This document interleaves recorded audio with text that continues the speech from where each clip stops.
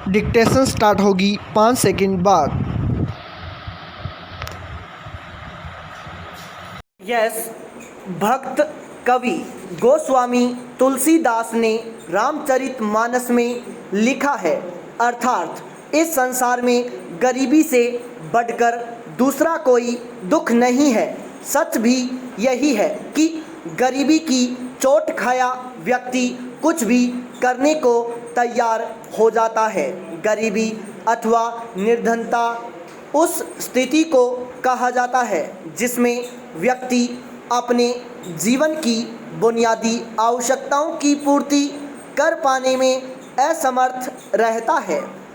चिरकालिक गरीबी के अंतर्गत वैसे लोग आते हैं जो या तो सदा निर्धन रहते हैं या फिर उनके पास कभी भी थोड़ा धन आ जाता है।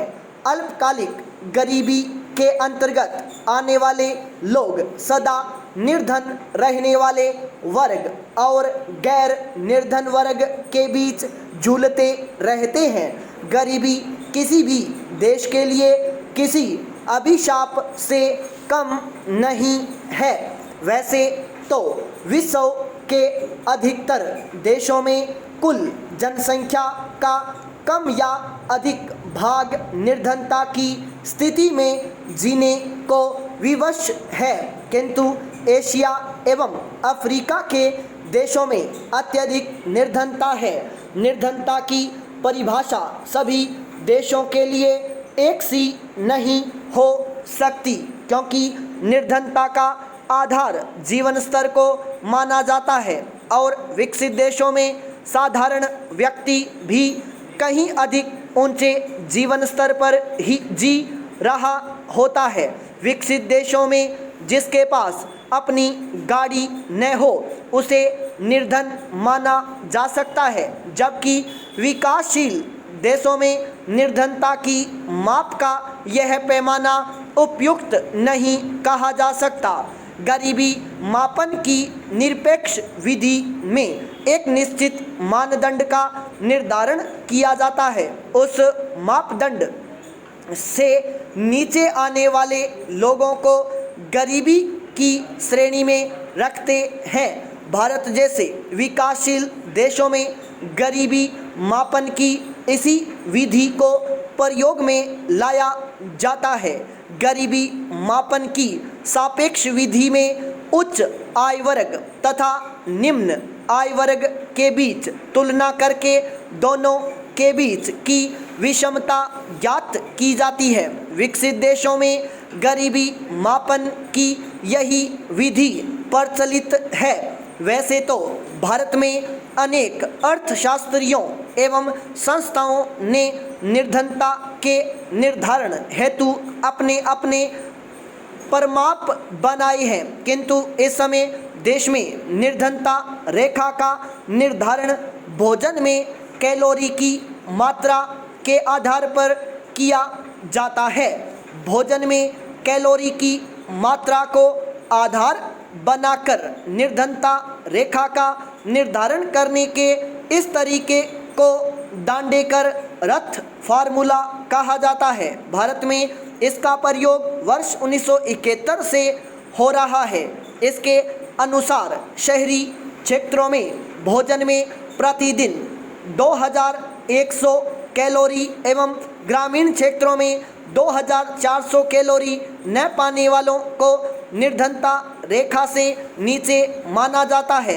योजना आयोग राष्ट्रीय नमूना सर्वेक्षण संगठन के सर्वेक्षणों के आधार पर ही निर्धनता रेखा से नीचे जीवन यापन कर रहे लोगों की संख्या का आकलन करता है। पिछले कुछ वर्षों से निर्धनता रेखा से नीचे जीवन यापन कर रहे लोगों की पहचान का यह तरीका विवादास्पद बना हुआ है। वर्ष 2008 में योजना आयोग के अधीन सुरेश तेंदुलकर की अध्यक्षता में एक समिति का गठन किया गया, जिसमें निर्धनता रेखा के निर्धारण हेतु प्रति व्यक्ति उपभोग व्यय को आधार बनाया गया। इसके अनुसार ग्रामीण क्षेत्रों में रुपये 356.30 प्रति माह से कम एवं शहरी क्षेत्रों में रुपये 538.60 प्रति माह से कम उपभोग व्यय करने वाले व्यक्ति को निर्धनता रेखा से नीचे माना जाता है। पाई पैरा चेंज। इस फार्मूले का प्रयोग कर दिसंबर 2009 में इस समिति ने योजना आयोग को अपनी रिपोर्ट सौंपी, जिसमें वर्ष 2004-05 के दौरान 37% जनसंख्या को निर्धनता रेखा से नीचे बताया गया, जबकि पहले वाले फार्मूले की सहायता से किए गए आकलन में 27% जनसंख्या ही निर्धनता रेखा से नीचे थी। तेंदुलकर समिति ने ग्रामीण क्षेत्रों में वर्ष 2004-05 में 41.8% लोगों को निर्धनता रेखा से नीचे बताया, जबकि पहले वाले फार्मूले से यह 28.3% आकलित था। योजना आयोग की रिपोर्ट के अनुसार इस नए फार्मूले के आधार पर वर्ष 2009-10 एवं 2011-12 के दौरान क्रमशः 30% एवं 22% जनसंख्या निर्धनता रेखा के नीचे है। इस रिपोर्ट में ओडिशा, बिहार, उत्तर प्रदेश, छत्तीसगढ़ व झारखंड देश के अत्यंत निर्धन प्रांत माने गए, जबकि दिल्ली, हरियाणा, पंजाब, केरल आदि प्रांतों में अपेक्षाकृत कम निर्धनता पाई गई। वर्ष 2013 में वैश्विक भूख सूचकांक में भारत की स्थिति में थोड़ा सुधार आया है और वह 63वें स्थान पर रहा, जबकि वर्ष 2012 में 67वें स्थान पर था। बावजूद इसके भारत इस सूची में चीन, पाकिस्तान, बांग्लादेश तथा श्रीलंका से पीछे है और स्थिति अब भी खतरनाक स्तर पर है। भारत में 5 वर्ष से कम आयु के 40% से अधिक बच्चों का वजन सामान्य से कम है। रिपोर्ट में दक्षिण एशियाई क्षेत्रों में जहां भूखमरी सबसे अधिक है, बच्चों के कुपोषण का प्रमुख कारण सामाजिक असमानता और महिलाओं में पोषण, शिक्षा व सामाजिक स्तर का निम्न होना है। किंतु अंतर्राष्ट्रीय मुद्रा कोष की हाल की रिपोर्ट कहती है कि पिछले 15 वर्षों में भारत के अरबपति समुदाय की कुल संपत्ति 12 गुना बढ़ गई है, जिससे स्पष्ट होता है कि यहाँ आय में असमानता तेजी से बढ़ रही है। एक सर्वे के अनुसार यहाँ के अरबपति समुदाय के पास इतनी दौलत है जिससे यहाँ की गरीबी 2 बार दूर की जा सकती है। वहीं दूसरी ओर इस देश पर वर्ष 2012 तक लगभग रुपये 45 लाख करोड़ का विदेशी कर्ज भी है। हमारे देश में निर्धनता के कई कारण हैं। जनसंख्या में तेजी से हो रही वृद्धि इसका एक सबसे बड़ा एवं प्रमुख कारण है। बढ़ती जनसंख्या के जीवन निर्वहन हेतु अधिक रोजगार सृजन की आवश्यकता होती है। ऐसा न होने पर बेरोजगारी में वृद्धि के फलस्वरूप निर्धनता की स्थिति में भी वृद्धि होती है। भारत में व्यावहारिक के बजाय सैद्धांतिक शिक्षा पर जोर दिया जाता है।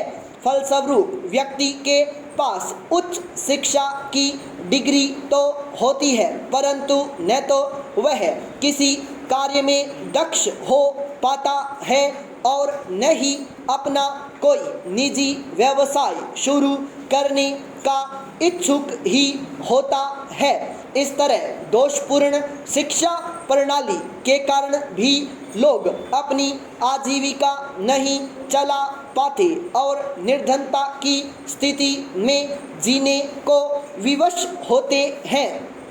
पहले अधिकतर ग्रामीण कुटीर उद्योगों से अपनी आजीविका चलाते थे। ब्रिटिश सरकार की कुटीर उद्योग विरोधी नीतियों के कारण देश में इनका पतन होता चला गया। स्वतंत्रता प्राप्ति के बाद भी इसके उत्थान के लिए कुछ विशेष प्रयास नहीं किए गए, जिससे कुपरिणाम स्वरूप गांवों की अर्थव्यवस्था छिन्न भिन्न हो गई और ग्रामीण बेरोजगारी में वृद्धि के कारण निर्धनता की स्थिति में भी वृद्धि हुई। स्टॉप।